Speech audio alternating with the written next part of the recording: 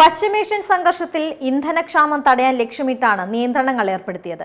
നാളെ മുതൽ നിയന്ത്രണങ്ങൾ അവസാനിപ്പിക്കാൻ ഒരുങ്ങുകയാണ് കേന്ദ്ര സർക്കാർ. പെട്രോളിയം ഉൽപ്പന്നങ്ങളുടെ വിതരണ സാഹചര്യം കേന്ദ്രം വിലയിരുത്തി. നിയന്ത്രണങ്ങൾ ആവശ്യമില്ലെന്ന കണ്ടെത്തലിലാണ് സർക്കാർ തീരുമാനം.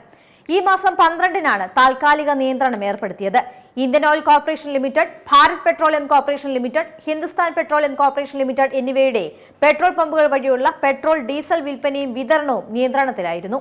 വ്യവസായ, വാണിജ്യ സ്ഥാപനങ്ങൾ പമ്പുകളിൽ നിന്ന് പെട്രോളും ഡീസലും വാങ്ങുന്നതിനാണ് നിയന്ത്രണം ഏർപ്പെടുത്തിയത്.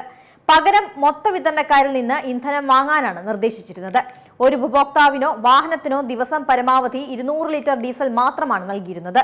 വൻകിട ഉപഭോക്താക്കൾ മൊത്ത വ്യാപാര കേന്ദ്രങ്ങളിൽ നിന്നോ സ്വന്തം കൺസ്യൂമർ പമ്പുകൾ വഴിയോ മാത്രമേ ഇന്ധനം ശേഖരിക്കാൻ പാടുള്ളൂ എന്നായിരുന്നു ഉത്തരവ്.